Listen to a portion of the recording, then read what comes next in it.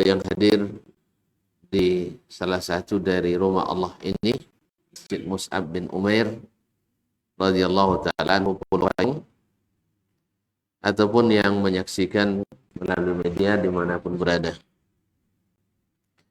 Alhamdulillah, dengan izin Allah kita kembali bisa menikmati salah satu daripada taman-taman surga, yaitu majelis ilmu dan majelis zikir.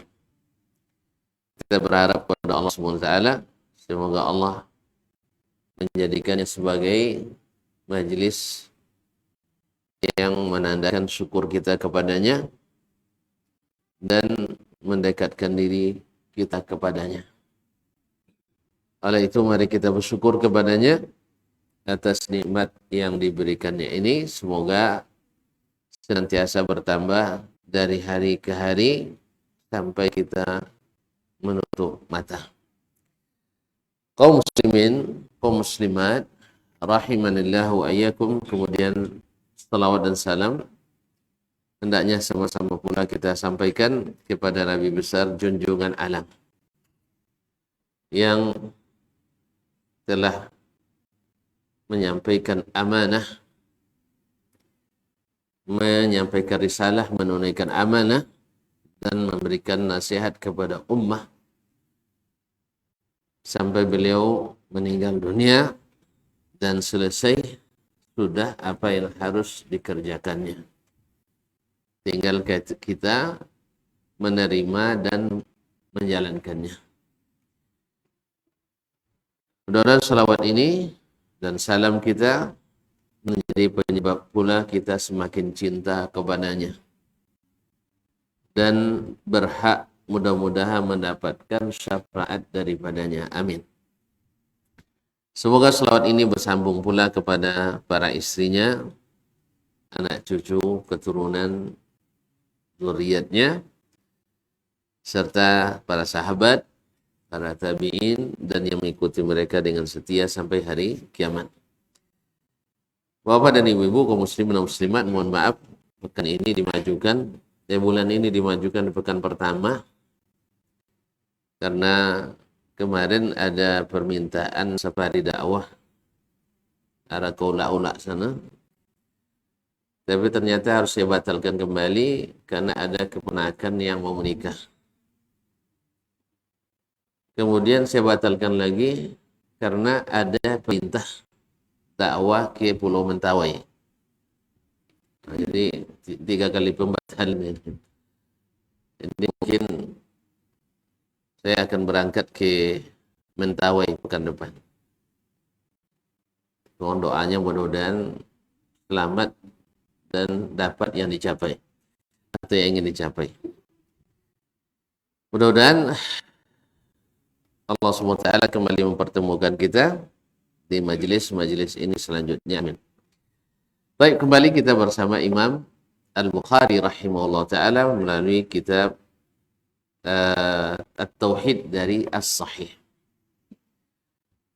Qala Al-Imam Al-Bukhari rahimahullah dalam hadis yang kelima dalam kitab At-Tauhid, haddatsana Muhammad, telah menyampaikan hadis ini kepada kami Muhammad. Allah Ta'ala alam, maksudnya adalah Muhammad ibn Abdullah ibn Numair Al-Hamdani Al-Kufi, yang dikenal dengan Ibnu Numair. Ayahnya juga dikenal dengan Ibnu Numair, anaknya Ibnu Numair juga. Ayahnya Abdullah bin Numair, kalau anaknya Muhammad bin Abdullah ibn Numair. Kalau langsung Imam Al-Bukhari, Muhammad ibn Abdullah ibn Numair. Kalau ada perantara dengannya, berarti Ibnu Numair yang maksud adalah ayahnya. Qala haddatsana Ahmad ibn Salih, telah menceritakan hadis ini kepada kami Ahmad ibn Salih al-Misri, al-Imam al-Faqih di Mesir. Qala haddatsana Ibnu Wahab, telah menyampaikan hadis ini kepada kami Ibnu Wahab, yaitu Abdullah ibn Wahab al-Misri. Abdullah ibn Wahab al-Misri, salah seorang ulama hadis dan fikih juga di Mesir.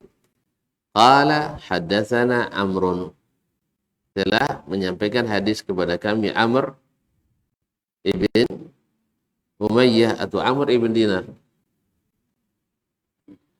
Ibn Abi Hilal, dari Ibnu Abi Hilal, yaitu Sa'id ibn Abi Hilal. Sa'id ibn Abi Hilal al-Misri.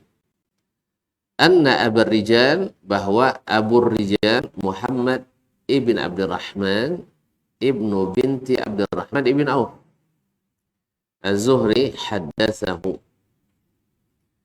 mensampaikan kepadanya an ummihi, dari ibundanya Amrah binti Abdurrahman. Amrah binti Abdurrahman ibn Auf.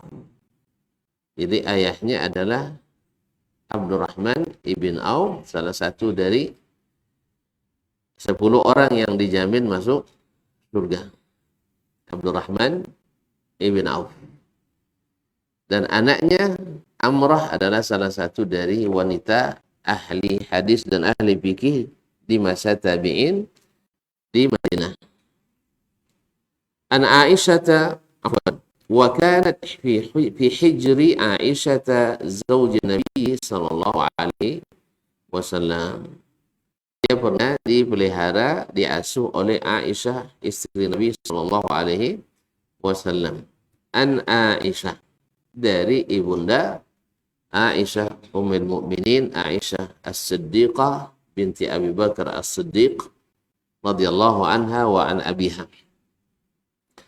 An-Nabi sallallahu alaihi wasallam, bahwa Nabi sallallahu alaihi wasallam ba'atha rajulan ala sariyah, bahwa Nabi sallallahu alaihi wasallam mengutus seorang laki-laki ala sariyah, memimpin suatu pasukan. Dalam ilmu sirah dulu, belajar sirah nabawi atau dalam sejarah kehidupan Nabi dulu, ada namanya sariyah, ada namanya ghazwah.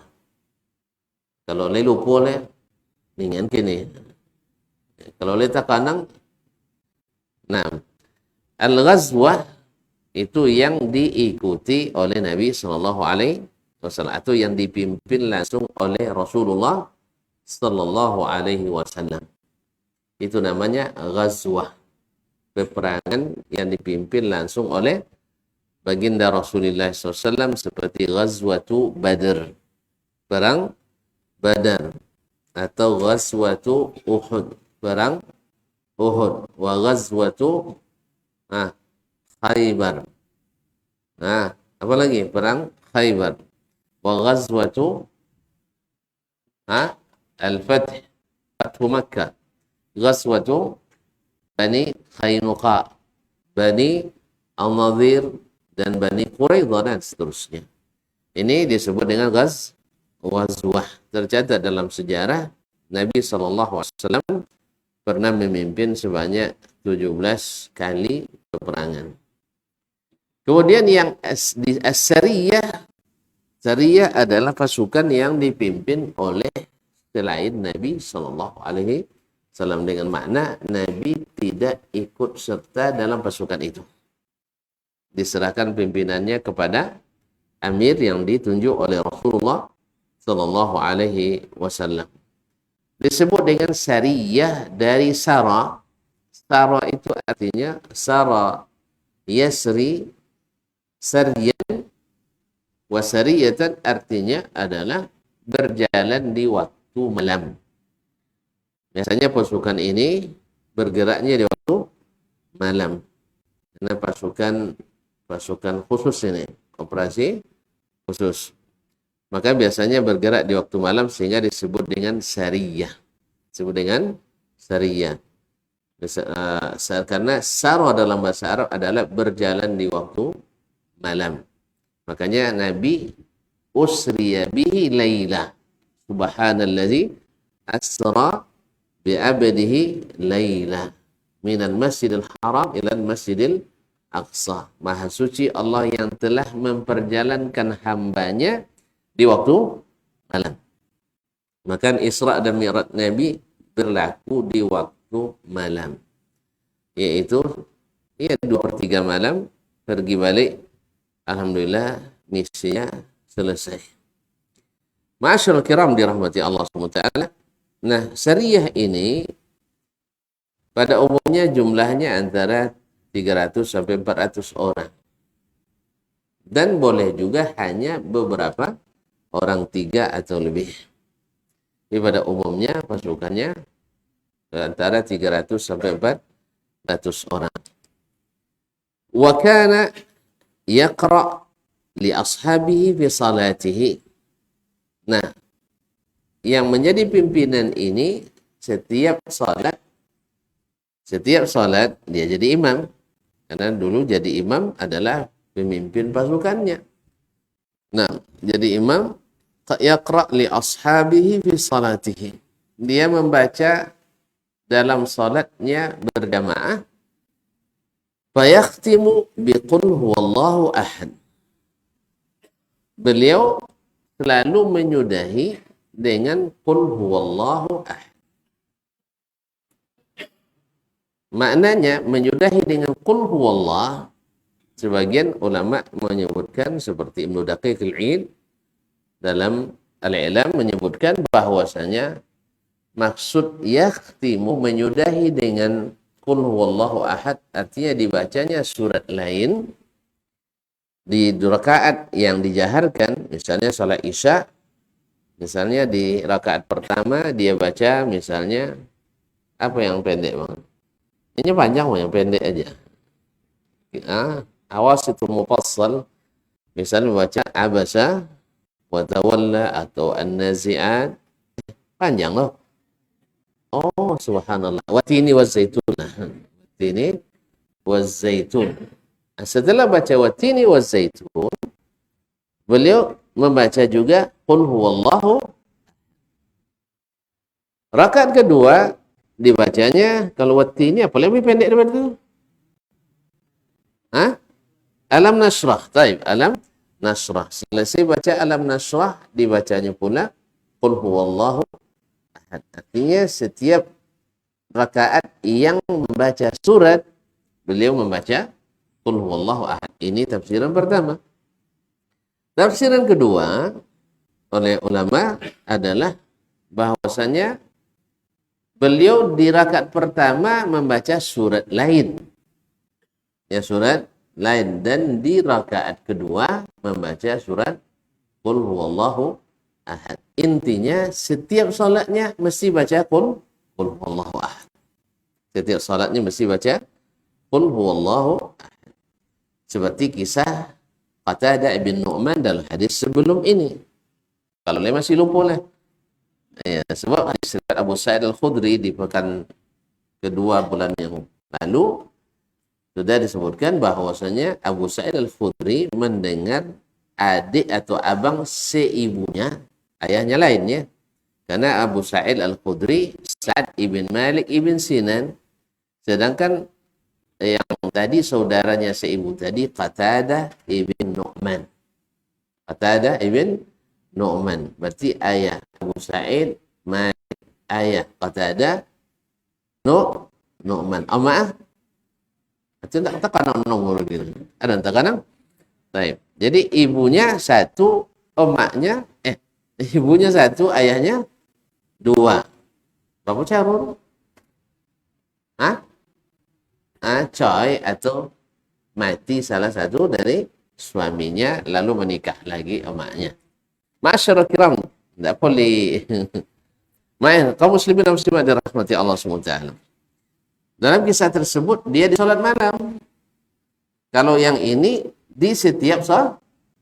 Berarti kisahnya terjadi 2 kali atau berkali-kali, berbeda dengan kisah yang sebelumnya. Berbeda dengan kisah sebelumnya.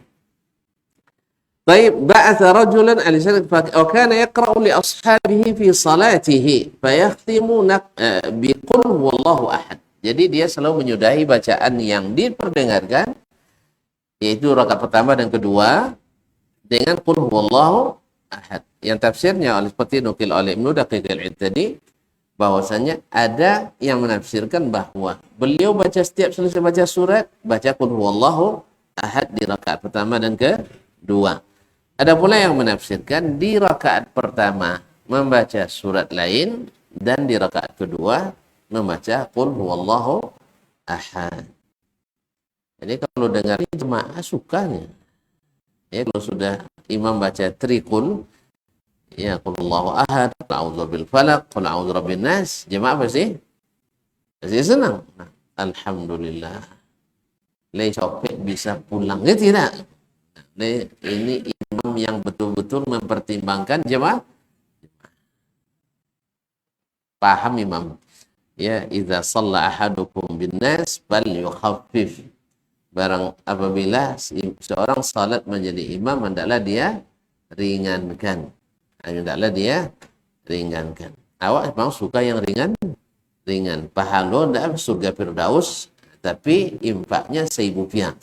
Itu biasa kita tuh. Nah, kaum muslimin dan muslimat. Jadi nak surga Firdaus, salat samini. Salat samini. Ma'asyiral kiram dirahmati Allah SWT.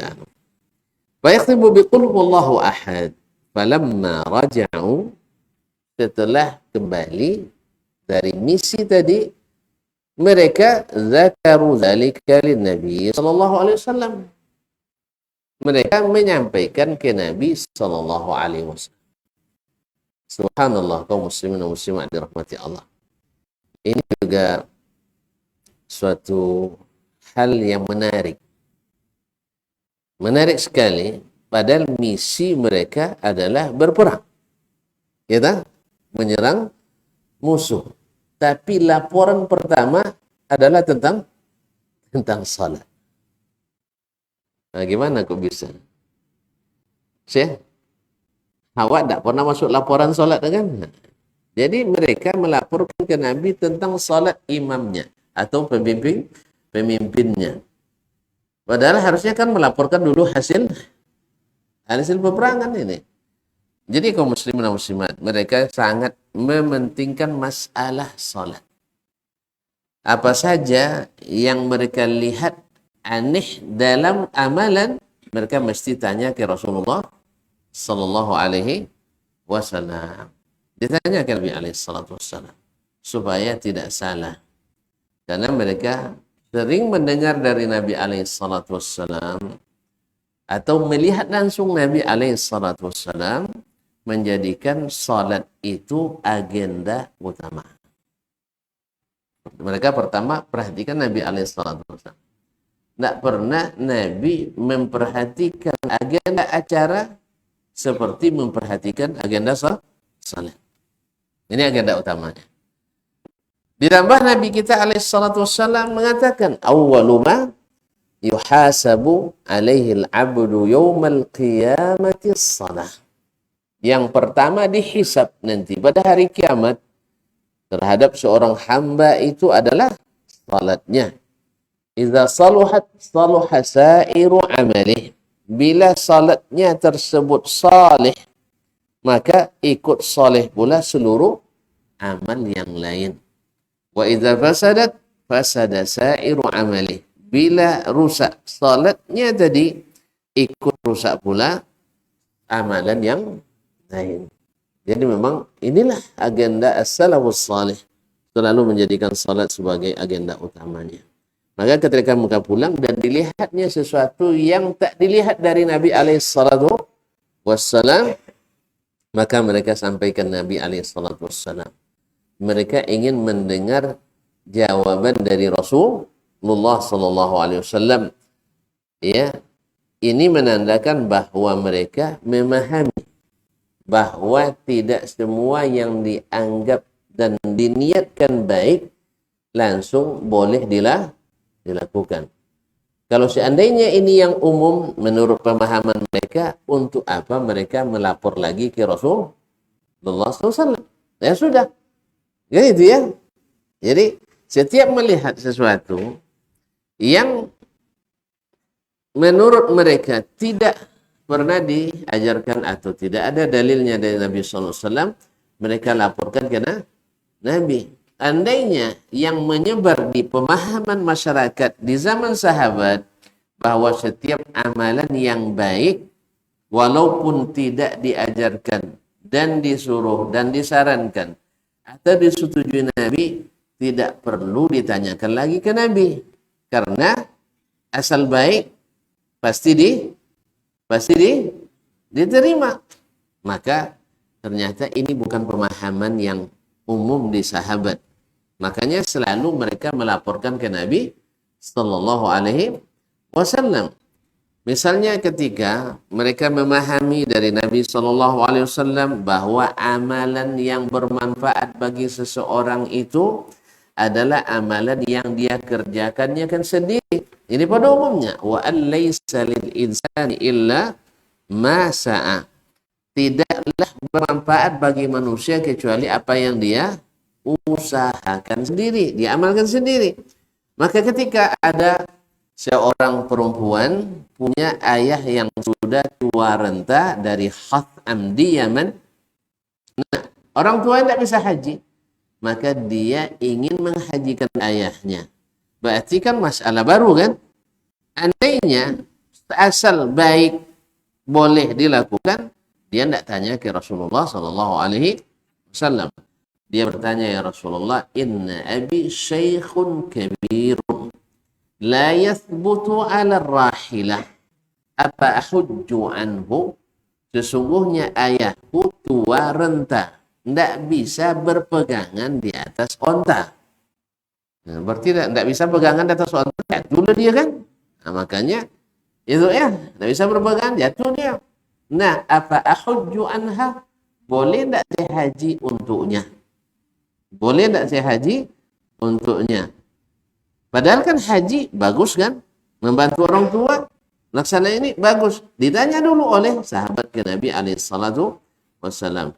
Setelah mendapatkan jawaban, hujji an abiki, hajilah untuk ayahmu, maka dia langsung laksanakan. Ada pula seorang ibu yang meninggal dunia, dan dia kata anaknya, andainya dia bisa bicara sebelum meninggal itu, pasti dia bersedekah. Pasti dia bersedekah. Nah, boleh tidak ya Rasulullah saya bersedekah untuk orang tua saya? Andainya asal baik langsung boleh, pasti mereka tidak tanya lagi ke Nabi sallallahu alaihi wasallam. Maka ditanya lagi ke Nabi sallallahu alaihi wasallam, maka Nabi katakan tasaddaq an ummik. Adalah sedekah untuk ibumu. Berarti masuk pula bab sedekah boleh dilakukan oleh anak untuk orang tuanya yang sudah meninggal. Ma'asyiral kiram yang dirahmati Allah SWT, dan begitu seterusnya. Dan ada beberapa amalan yang menurut orang yang melakukan adalah suatu kebaikan, tetapi seketika sampai ke Nabi SAW tidak direkomendasikan oleh Nabi SAW. Jadi ada yang direkomendasikan, ada yang tidak direkomendasikan. Berarti tidak asal baik menurut yang melakukan langsung menjadi bagian dari syariat. Maka tetaplah larangan Nabi untuk mengada-ngada dalam agama yang bersifat umum tetap berlaku umum. Karena memang tidak semua yang baik yang diniatkan oleh pelakunya disetujui oleh Rasulullah SAW. Apa contohnya? Lupa lagi. Baru kemarin. Kisah Abu Israel yang kemarin kan? Abu Israel. Wong mana orang? Yahudi. Bukan, dia orang Islam. Tapi dia kunyahnya Abu Israel. Kenapa saya tidak tahu? Dia puasa sunat. Ya puan, bernazar puasa. Berarti wajib bagi dia kan? Karena nazar kan? Puasanya bernazar puasa dengan syarat tidak berlindung. Artinya berjemur. Bajamu sampai puasa. Sang hawa asyik pasal limut sampai puasa. Tetap juga kehausan. Ini berjemur. Menurut dia buat kebaikan atau buat keburukan? Dia ingin kebaikan. Sebab ada dalilnya. Ajruki ala qadri nasabiki, pahala yang kau dapatkan sesuai tingkat kesulitan yang kau hadapi. Semakin berjemur semakin sulit puasa. Itu ya. Ternyata tidak direkomendasikan oleh Nabi Shallallahu Alaihi Wasallam sekalipun menurutnya baik. Sekalipun menurutnya baik. Walaupun ada hadis Nabi yang mengatakan pahala yang didapat sesuai tingkat kesulitan yang dihadapi. Ternyata kesulitan yang dihadapi yang dimaksud adalah kesulitan yang syar'i. Bukan sebarang kesulitan. Jelas? Jalurnya. Dan kalau nak mati, nak boleh sulit mati, gantung tu dah pelek gantung kan benar. Enggak, karena enggak syar'i. Berarti tidak semua yang baik menurut sahabat yang diniatkannya lillahi ta'ala otomatis menjadi baik di mata Allah tabaraka wa ta'ala. Kemudian dia juga bernazar tidak bercakap selama puasa. Awak tak cakap 5 minit je. Luar biasa. Ya kan?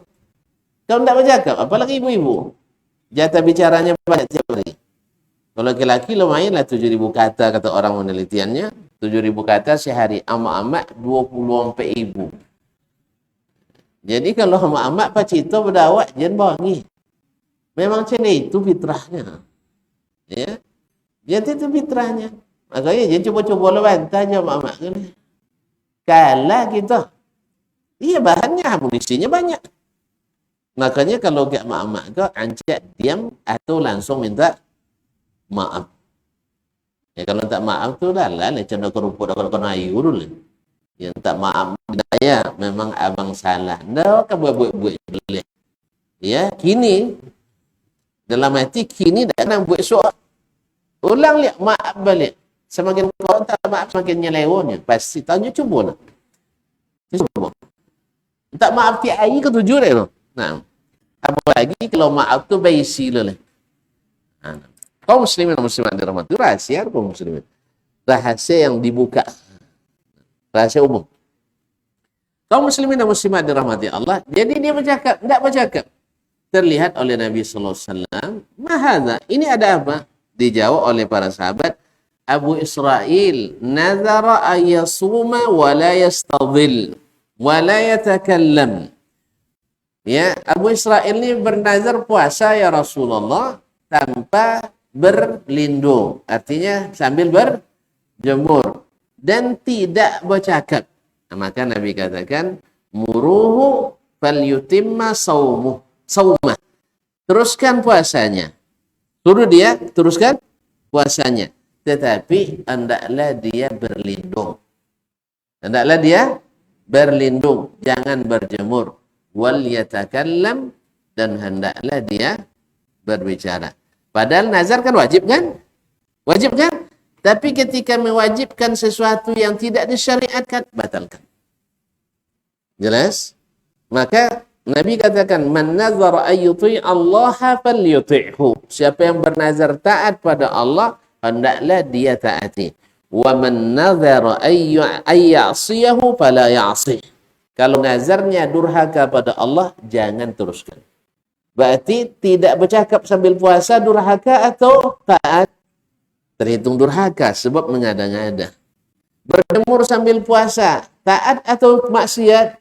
Maksiat karena mengada-ngada. Jelas toh? Jelas?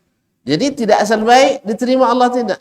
Mesti ada rekomendasi dan legalitas Allah dan Rasulnya sallallahu alaihi wasallam. Maka pastikan itu kaum muslimin dan muslimat. Kita aja dalam untuk mencairkan anggaran negara, hati-hati luar biasa kan. Ini ada enggak nomor anggaran? Kalau enggak ada, enggak bisa jadi temuan nanti. Berapa banyak orang yang melanggar itu jadi temuan, kadang di OTT, kadang di ditemukan dan sebagainya. Itu di dunia masih bisa kita ngelak-ngelak, tapi akhirat tidak. Mulut boleh mengelak, tangan tak bisa mengelak, dia akan bercakap apa adanya. Ma'asyiral kiram yang dirahmati Allah SWT, ini di sini kita pahami betapa kelirunya orang yang memahami bahwa sahabat asal baik dia lakukan tanpa harus diketahui atau tanpa harus disetujui oleh Rasulullah sallallahu alaihi wasallam. Wallahu taala alam. Ya memang ada perbedaan ini tidak akan selesai juga memang. Ya, Bahwa ada yang mengatakan bid'ah hasanah itu banyak yang mengatakannya. Mungkin paling banyak pula yang mengatakan itu di zaman kita. Tetapi banyak tidak menjadi bukti kebenaran. Banyak tidak menjadi bukti kebenaran. Karena kalau seandainya banyak tetapi tidak benar, tetap tidak menjadi bukti yang mu'tamad. Ma'asyiral kiram dirahmati Allah SWT. Kita lanjutkan. Falamma raja'u zakaru zalika lin-nabi sallallahu alaihi wasallam. Mereka sebutkan itu ke Nabi alaihi salatu wasallam. Padahal kalau pakai istilah sekarang masalah qul huwallah aja dilapor juga ke Nabi kan itu. Masalah qul huwallah kok dilapor ke Nabi, biarin aja lah kan baik itu. Enggak. Mereka menyangka atau mereka berkeyakinan sesuatu yang tak ada persetujuan Nabi atau tidak disuruh Nabi atau tidak dilakukan Nabi, ini melanggar apa yang melanggar syariat. Cuman karena mereka disuruh taat pada pemimpin, mereka terpaksa diamkan sampai ketemu dengan Rasulullah Shallallahu Alaihi Wasallam. Jadi karena mereka disuruh taat pada pemimpin, maka mereka diamkan sampai ketemu dengan Nabi Alaihi Wasallam. Masyaallah kiram dirahmati Allah. Pada suaranya sudah dimatikan, tetap hidup sarang. Lama ibu saya hidup sarang. Muslimin dan muslimat dirahmati Allah. Jadi bagaimana tadi? Lupa jadi. Karena mereka diwajibkan taat pada pemimpin. Ya, jangan-jangan juga dia punya ilmu tentang itu. Maka mereka tahan dulu sampai bertemu Nabi sallallahu alaihi wasallam. Akhirnya Nabi nanti seperti yang akan disebutkan pada lanjutan hadis ini. Mas waktu? Adalah itu kata sikut itu saja. Baik, ana kuliah bagus kalau alun. Kalau alun bagus. Nah, baik. Faqala ketika disampaikan ke Nabi sallallahu alaihi wasallam, beliau berkata, "Saluhu li ayyi syai'in yasna'u dzalik." Coba kalian tanyakan kepada amir kalian tadi, panglima kalian tadi, kenapa dia melakukan itu? Kenapa dia melakukannya? Nah, kaum muslimin dan muslimat dirahmati Allah, ini sebenarnya apa? Supaya menarik perhatian mereka yang bertanya tadi. Coba diselidiki dulu apa sebabnya. Padahal bisa saja Nabi langsung menjawab karena Nabi bicara dengan wahyu. Tapi supaya menarik perhatiannya, tanya ke dia apa sebab dia melakukan itu. Fasa'aluhu, lalu dia menjawab. Mereka bertanya, faqala li'annaha sifatur rahman. Karena qul huwallahu ahad, Allahu samad, lam yalid wa lam yulad wa lam yakul lahu kufuwan ahad, itu adalah sifatnya Allah yang Maha Pengasih. Jadi saya suka menyebut-nyebut sifat Allah Tabaraka wa Ta'ala yang Maha Pengasih. Karena sifatnya adalah terpuji. Maka saya ingin selalu memuji Allah Tabaraka wa Ta'ala. Wa ana uhibbu an aqra'a biha. Dan saya ingin atau mencintai membaca surat ini. Karena mengandung sifat Allah. Kita kalau sudah mencintai seseorang, pasti sering memujinya. Jenuang dulu HP je lah. Kalau masuk kopi pun, tidak ada lawan pipur lah. Ya, apalagi nyelang gali pipur. Ya, pokoknya kalau sudah mencintai, mesti sering menyebut kelebihannya. Tapi kalau wanci, menyebut ayo kekurangannya. Wa ainur ridha an kulli aibin kalilatun wa ainus sukhti tubdil masawi. Mata yang ridha akan menutup segala aib. Yang aib pun ancak nampak deh. Kalau lah suka, jawek contoh bintang di langit nampak. Banyak jawek mukanya. Iya ancak berkilat-kilat. Mengkilau-kilau di terpa matahari. Apalagi di sinar yang tidak terlalu terang, remang-remang, semakin terlihat menarik dan menantang. Nah, kaum muslimin dan muslimat dirahmati Allah. Jadi wa ainul sukhti tubdil masawiyah, kalau mata benci dan marah nampak semuanya tidak indah. Ancak pun jadi buak. Golak pun contoh galak. Golak pun macam orang yang sedang marah. Tapi kalau seandainya sedang cinta, marahnya seperti semakin cantik kalau semakin marah katanya. Itu sedang senang. Semakin marah semakin cantik.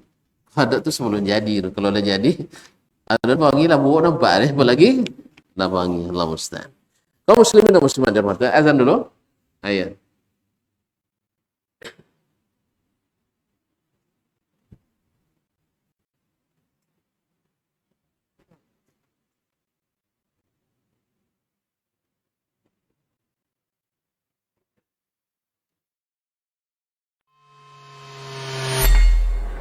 Di para sahabat itu, kaum muslimin, yang terbayang bagi mereka itu adalah infak. Yang terbayang bagi mereka adalah sebuah kebahagiaan, keselamatan di akhirat yang kekal dan abadi di sisi Allah tabaraka wa taala. Semua kita boleh klaim sekarang. Kamu cinta Nabi? Cinta Ustaz. Cinta Nabi? Cinta Ustaz. Termasuk saya. Cinta Nabi? Cinta. Kapan tahunya? Besok di akhirat. Maka apa kata Nabi sallallahu alaihi wasallam? Amalur rajuli biyadih. Penghasilan yang terbaik adalah pekerjaan yang dilakukan oleh seseorang dengan tangannya sendiri. Wa kullu bai'in mabrur. Dan setiap jual beli yang mabrur. Ini aktivitas ini membantu saya di akhirat atau akan menyulitkan saya di akhirat. Kalau seandainya perbuatan itu ternyata akan menyulitkan kita di akhirat kelak, tinggalkan perbuatan itu.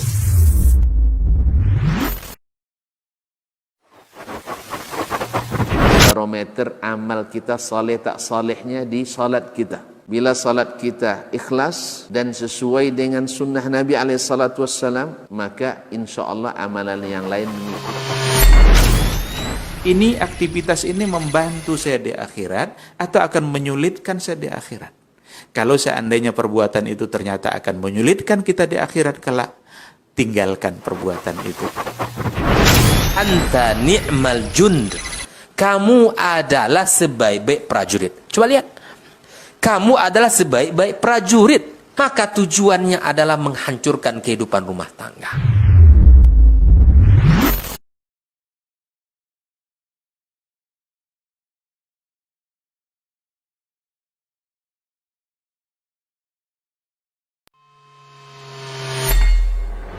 Di para sahabat itu, kaum muslimin, yang terbayang bagi mereka itu adalah infak.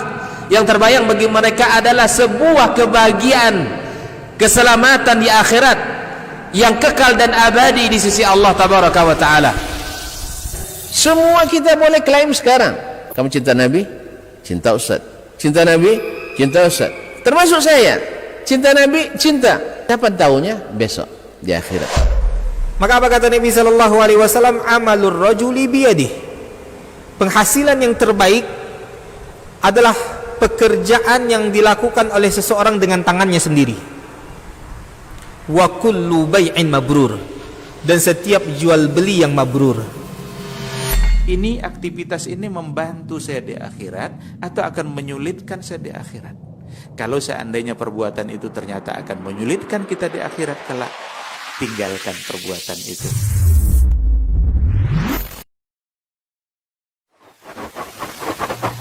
Barometer amal kita saleh tak salehnya di salat kita. Bila salat kita ikhlas dan sesuai dengan sunnah Nabi SAW, maka insya Allah amalan yang lain. Kaum muslimin dan muslimat yang dirahmati Allah SWT. Jadi Nabi katakan, saluhu, tanyakan kepadanya, di ayyi syai'in yasna'u dzalik. Kenapa dia melakukan itu? Supaya menarik perhatian sahabat ini. Fasa'aluhu, lalu mereka tanya. Faqala li'annaha sifatur rahman. Karena qul huwallahu ahad adalah sifat ar-rahman. Wa ana uhibbu an aqra'a biha. Dan saya menyukai membacanya. Faqala Nabi sallallahu alaihi wasallam, lalu Nabi sallallahu alaihi wasallam berkata, akhbiruhu annallaha au innallaha yuhibbu. Beri ketahuan kepadanya, Allah mencintainya Allah mencintainya. Karena dia mencintai sifat Ar-Rahman tadi. Kaum muslimin dan muslimat dirahmati Allah. Para ulama dalam hal ini, kenapa dia membaca Qul Huwallah dalam satu rakaat itu? Wallahu a'lam. Mungkin karena alasan dia sampaikan tadi, karena mencintai surat ini karena mengandung sifat Allah. Qul Huwallahu Ahad. Katakanlah Allah yang Esa. Lam yalid. Allahus Samad. Allah yang As-Samad, tempat meminta. Allah yang dituju dalam beribadah dan dalam meminta. Karena As-Samad itu dalam bahasa Arab seperti disebutkan oleh Imam Al-Azhari atau Imam Al-Jauhari dalam kamus, bahwa As-Samad diantara maknanya adalah As-Sayyid. As-Sayyid yaitu tuan atau pimpinan yang diharapkan. Jadi Sayyid orang yang didahulukan, yang bila sesuatu kita inginkan, kita memohon kepadanya. Ini di antara maknanya. Di antara makna As-Samad adalah asy-syai'ul ladzi la jawfa fihi, yang tidak ada rongganya. Sesuatu yang tidak ada rongganya. Dan mau Allah tidak makan, tidak minum, dan tidak yang lain-lainnya. Maka Allah SWT dia disebutkan sebagai As-Samad. Ma'asyiral kiram dirahmati Allah. Nah, kenapa dia melakukan? Karena mencintai tadi. Dan yang kedua, ada kemungkinan dia sudah punya ilmu tentang itu. Sebab seperti diriwayatkan oleh Imam Al-Baihaqi dalam Al-Asma' wa Sifat dari Abdullah bin Abbas radhiyallahu taala anhuma, bahwa orang Yahudi datang ke Nabi sallallahu alaihi wasallam. Mereka berkata, "Ya Muhammad, sif lana rabbak." Tolong sebutkan sifat Rabbmu kepada kami. Fa'anzalallah, lalu Allah turunkan surat Qul Huwallahu Ahad. Katakan, hai Muhammad, Allah yang Maha Esa. Pada asalnya ahadun, ya, tidak disifati kecuali Allah tabaraka wa ta'ala. Maka yang sudah dari pada hari ini kita dalam berbicara hal ahadun fil bait, ada orang di dalam atau tidak? Ahadun tanpa mudhaf, ya. Kalau ahadukum biasa dipakai. Kalau tapi yang tanpa mudhafun ilaih, artinya tanpa idhafah. Kalau itu makna mufrad, yaitu ahadun. Itu hanya sifat Allah tabaraka wa ta'ala. Maka tidak dikatakan hal fil baiti ahadun. Ada enggak orang di dalam rumah seseorang? Kalau nak mengatakan itu, dulu orang Arab mengatakan bukan hal sahsun fid dakhil atau fid dar. Ada orang enggak di dalam rumah, bukan al ahadun.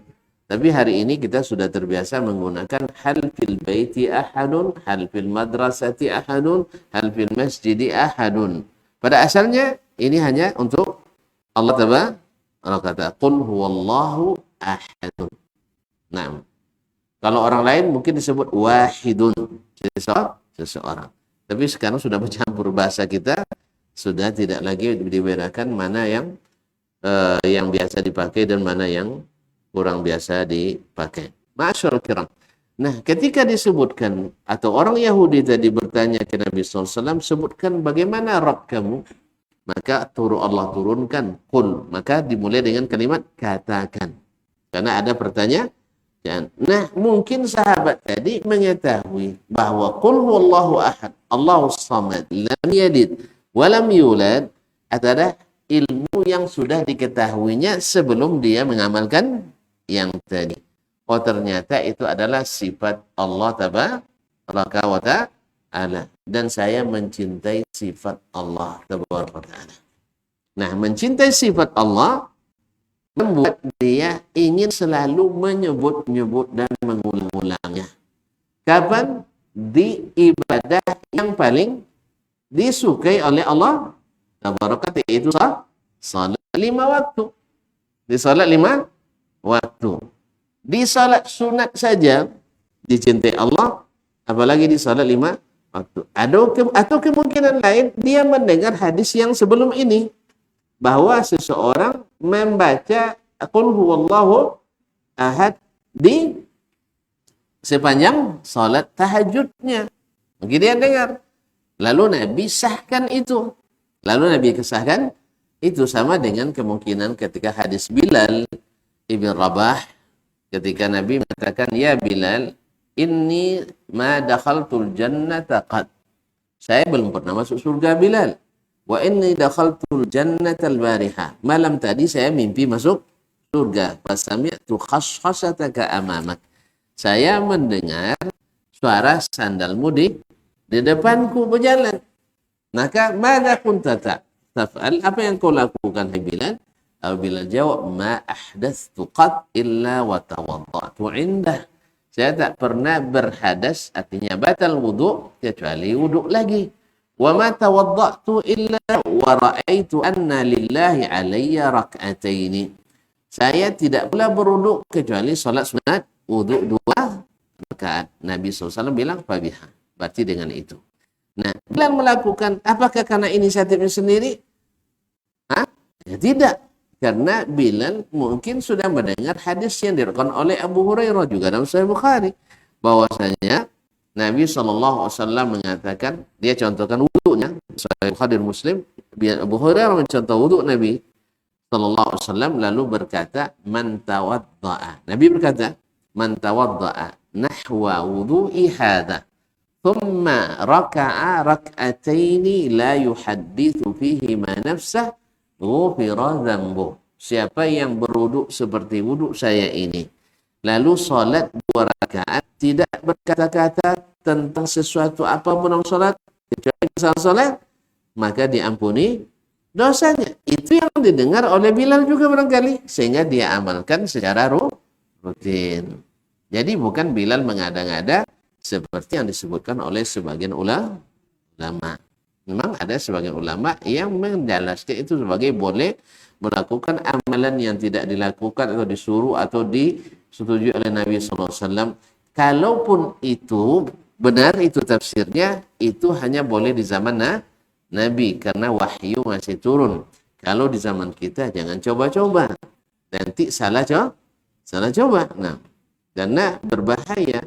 Sebab ada hadis tentang haud Nabi, kita terhalang minum dari telaga akibat mengada-ngada dalam agama. Oh, nah itu yang dimaksud, saya tidak yakin. Saya ragu gitu. Ya, sebab Nabi semua hadisnya melarang mengada-ngada.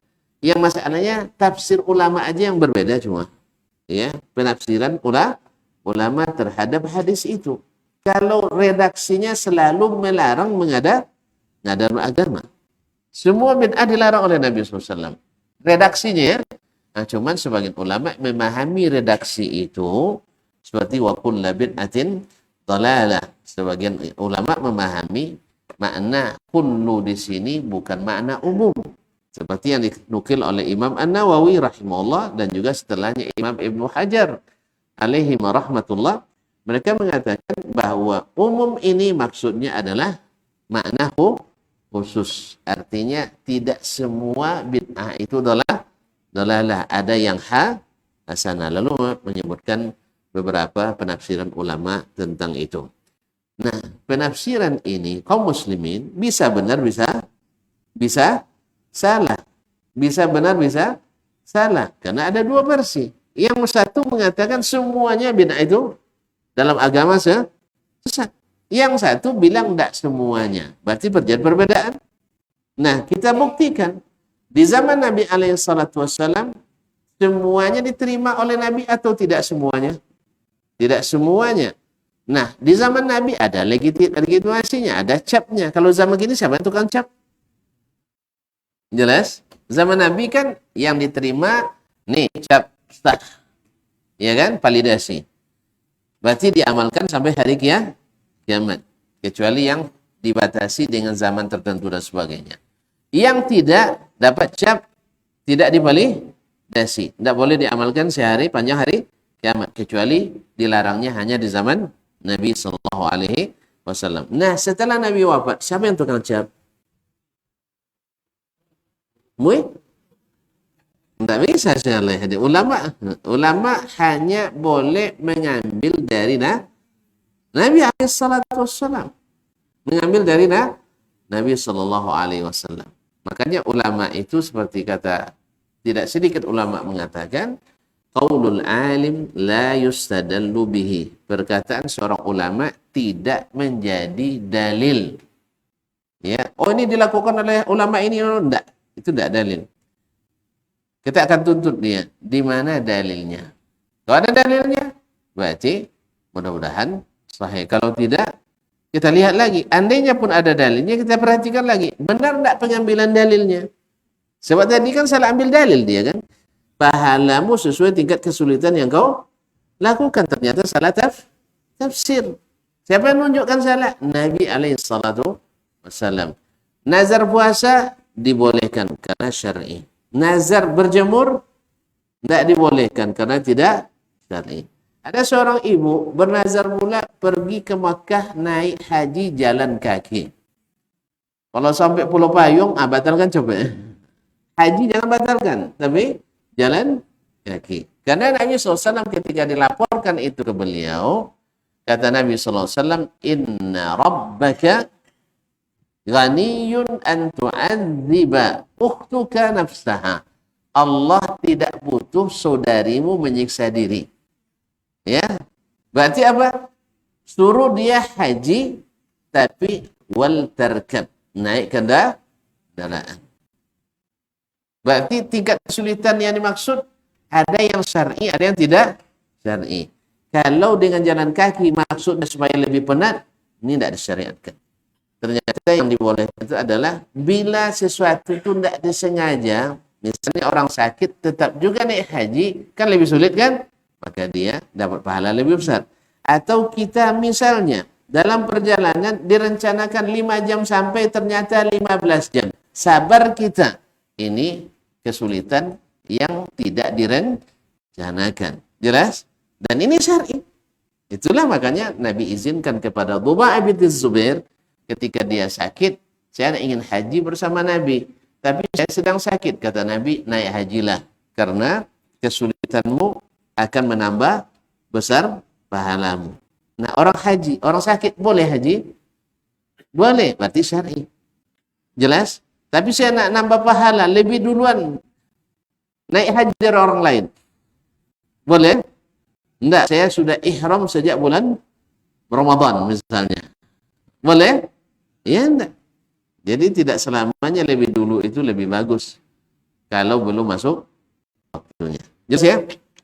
Alhamdulillah. Jadi ulama seperti Ibnu Daqiqil atau Ibnu Tin menyebutkan sifat ini, dia mengatakan ini sifatur Rahman, mungkin dia dengar dari hadis Nabi tadi seperti yang dikatakan oleh Imam Al-Baihaqi dalam Al-Asma'us Sifat, bahwasanya orang Yahudi bertanya ke Nabi sallallahu alaihi wasallam, sebutkan sifat Rabbmu, lalu Nabi Allah turunkan Allah tabaraka taala turunkan qul huwallahu ahad Allahus samad lam yalid wa lam yulad. Maka kaum muslimin dan muslimat, Nabi tidak mengingkari itu.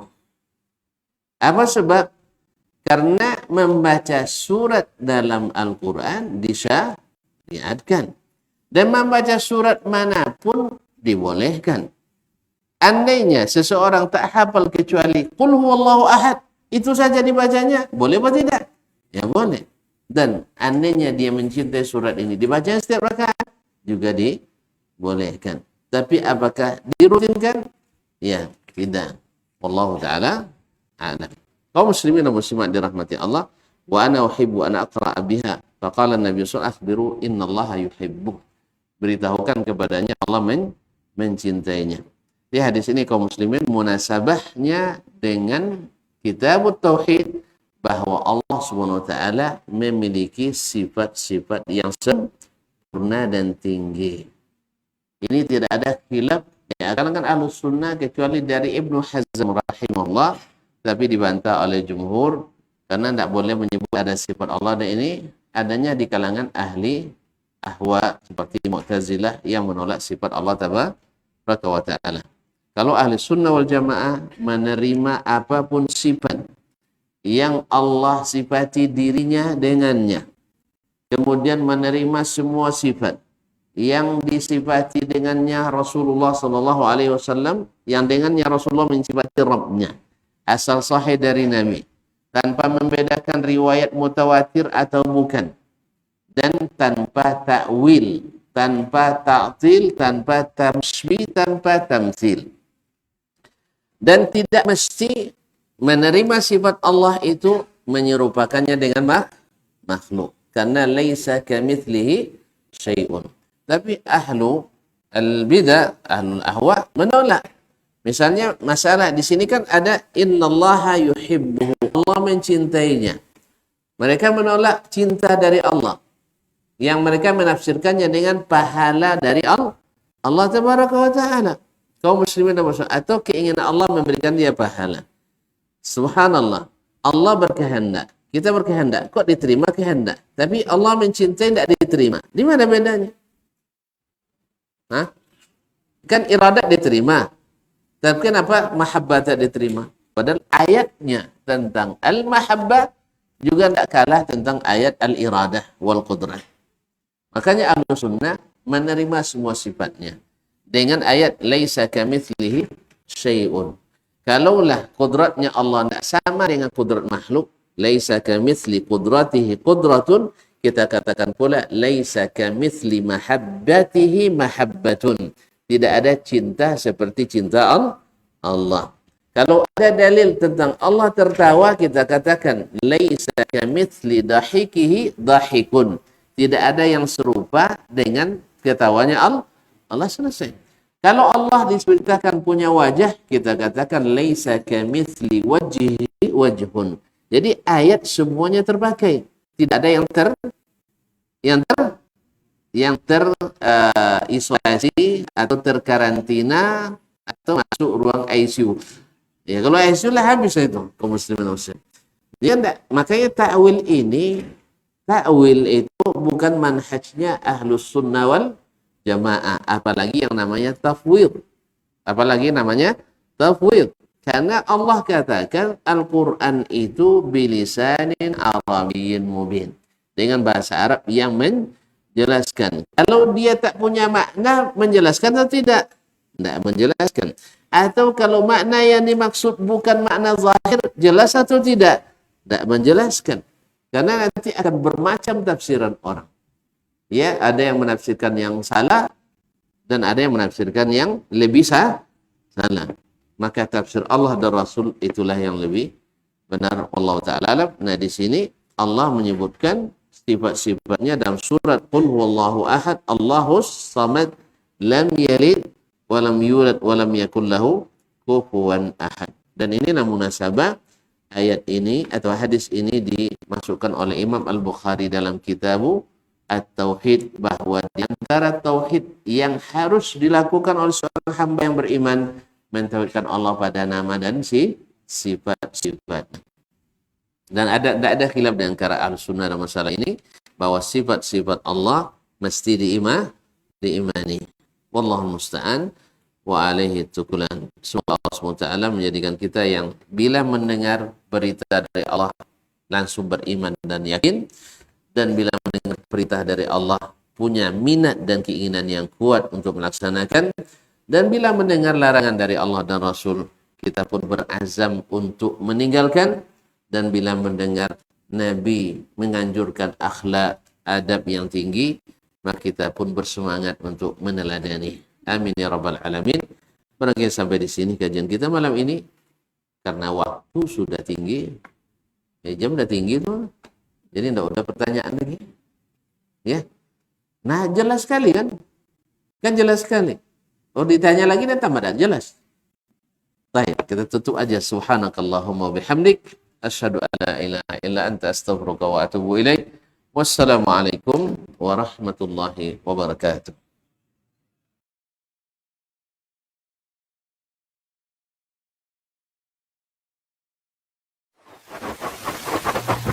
Barometer amal kita saleh tak salehnya di salat kita. bila salat kita ikhlas dan sesuai dengan sunnah Nabi SAW, maka insya Allah amalan yang lain mengikuti. Ini aktivitas ini membantu saya di akhirat atau akan menyulitkan saya di akhirat.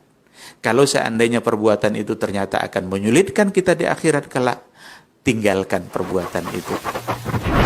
Anta ni'mal jund. Kamu adalah sebaik-baik prajurit. Coba lihat. Kamu adalah sebaik-baik prajurit. Maka tujuannya adalah menghancurkan kehidupan rumah tangga.